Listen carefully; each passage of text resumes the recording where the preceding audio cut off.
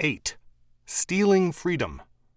Thus far, our analysis of the eighth law word has dealt essentially with matters pertaining to property and restitution. Certain modern German scholars, by no means orthodox, have pointed out that the eighth commandment has primary reference to something other than property. Thus, Note, commenting on Exodus 20 verse 15, wrote, "In the commandment against stealing the unnamed object is not so clear as in the two preceding commandments.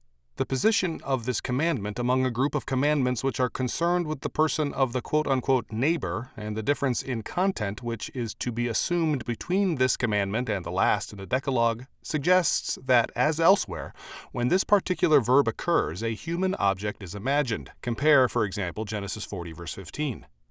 It probably therefore has in mind the loss of freedom, particularly of free Israelites. It is forbidden to enslave free Israelites by force, whether it be for one's own use or to sell to another." End quote. Von Rath's observation on Deuteronomy 5:19 is even more explicit. Quote, "It is today regarded as certain that the prohibition of stealing referred originally to the kidnapping of a free person, Exodus 21:16 and Deuteronomy 24:7." End quote. There is more than a little merit to this conclusion. Commandments 6 through 10 are concerned with man's relationship to man. They are personal. The eighth commandment can thus be expanded to read, "Thou shalt not steal another man's freedom by forcibly enslaving his person or his property." The purpose of man's existence is that man should exercise dominion over the earth in terms of God's calling. This duty involves the restoration of a broken order by means of restitution. To kidnap a man and enslave him is to rob him of his freedom. A believer is not to be a slave, 1 Corinthians 7:23, Galatians 5:1. Some men are slaves by nature. Slavery was voluntary, and a dissatisfied slave could leave, and he could not be compelled to return, and other men were forbidden to deliver him to his master, Deuteronomy 23:15-16. This implied some liberty on the part of slaves, and a duty of just treatment by their masters. Ben Sirach confirms this, speaking of both the duty of the master to correct and discipline his slaves, and also to be just towards them, and to avoid defrauding them of their liberty. Ecclesiasticus 42:1-5, 7 verse 21, 33:24-28. This is also confirmed by St. Paul. "Masters, give unto your servants that which is just and equal, knowing that ye also have a master in heaven." Colossians 4:1. The purpose of freedom is that man exercise dominion and subdue the earth under God. A man who abuses his freedom to steal can be sold into slavery in order to work out his restitution. Exodus 22:3. If he cannot use his freedom for its true purpose, godly dominion, reconstruction, and restoration, he must then work towards restitution in his bondage. Kidnapping was punished by death. Its purpose was usually to sell a person as a slave in another country, where forcible slavery was the rule. In any case, whatever the purpose of kidnapping, this theft of a man's freedom was punished by death. The law specifically calls the kidnapper a thief. "And he that stealeth a man and selleth him, or if he be found in his hand, he shall surely be put to death." Exodus 21:16. "If a man be found stealing any of his brethren of the children of Israel, and maketh merchandise of him, or selleth him, then that thief shall die, and thou shalt put evil away from among you." Deuteronomy 24:7. Certain things clearly appear in these two laws. First, Exodus 21:16 forbade the kidnapping of any man, whether Israelite or foreigner, whereas Deuteronomy 24:7 forbade the kidnapping of Israelites.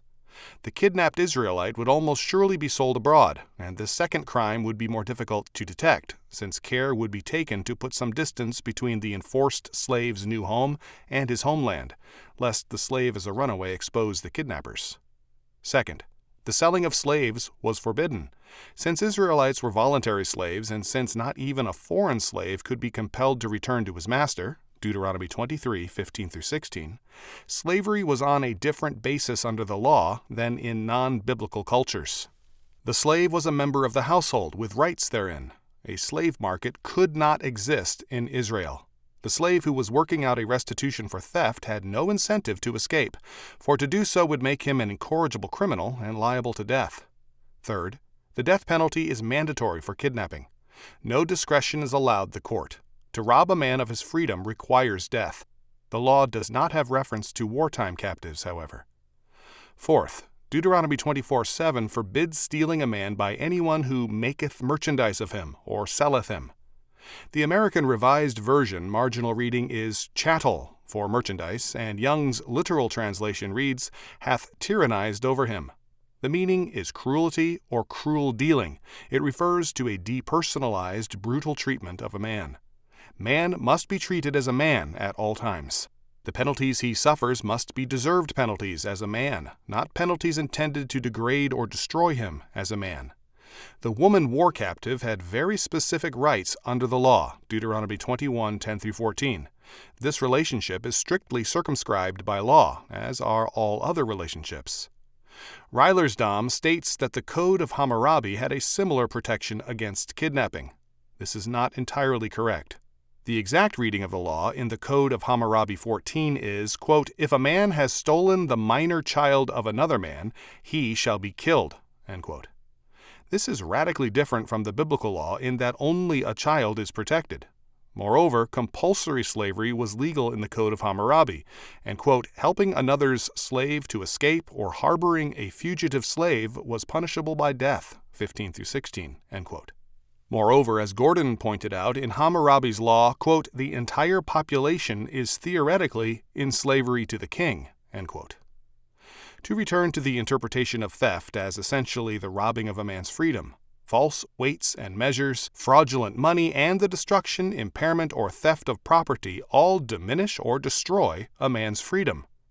Property is basic to man's freedom. A tyrannical state always limits a man's use of his property, taxes it, or confiscates that property as an effective means of enslaving a man without necessarily touching his person. The interpretation of Not and Van Rat, instead of altering the traditional interpretations of the Eighth Commandment, rather reinforce them, in that theft is seen as more than the lawless seizure or destruction of property. It is at the same time an assault on a man's freedom. Neither the state nor any individual has any right to transgress this law. The state does transgress this law not only by acts of confiscation, manipulation of money, and by taxation, but also by any and every undercutting of biblical faith and education. State-supported and controlled education is theft, not only in its taxation plan, but also by virtue of its destruction of public character, so that a godly society is turned into a thieves' market. The 1860s in the United States saw a decline of Christian faith, a rise of statist education, and the birth of social Darwinism. On Wall Street, Drew, Fisk, Gould, and other men manipulated the market and corporations with radical contempt for morality. All the same, there was then still enough biblical morality in the people at large to make possible some surprising evidences of public character. It should be remembered, too, that at this time, New York City represented a radically lower moral standard than other settled areas of the United States and was widely regarded as another Sodom.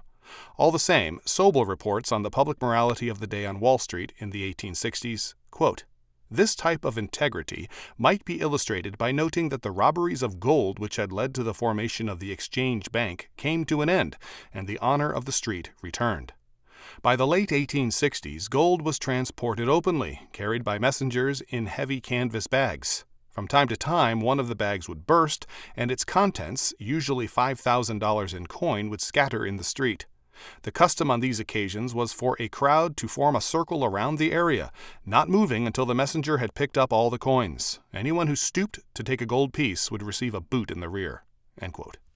The problems of law and order in 19th century New York were serious, unusual, and critical. But because of a national basis of character, a measure of public integrity could be established, as this incident witnesses. The same would not be true today.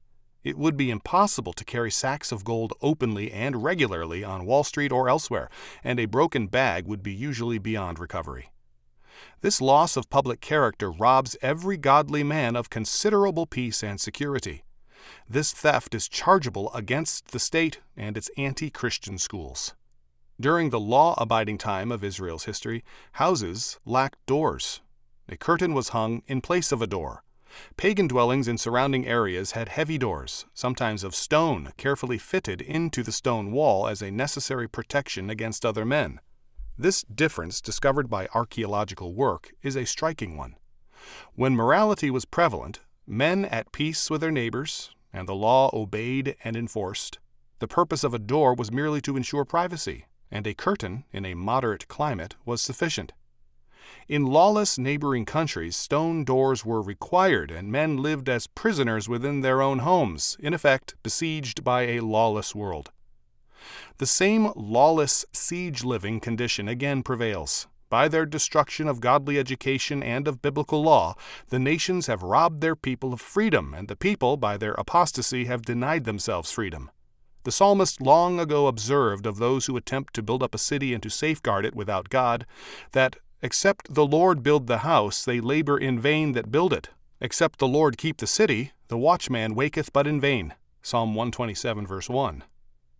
To return again to the definition of theft as the stealing of freedom, the implication is clearly that property is freedom. A man is free if his person and his possessions are under his control. To the degree that his person is free, and to the degree that he has property free of hindrances, to that degree a man is free. The old word freeman has as one of its older meanings the member of a corporation, a property owner. The same is true of the word freeholder.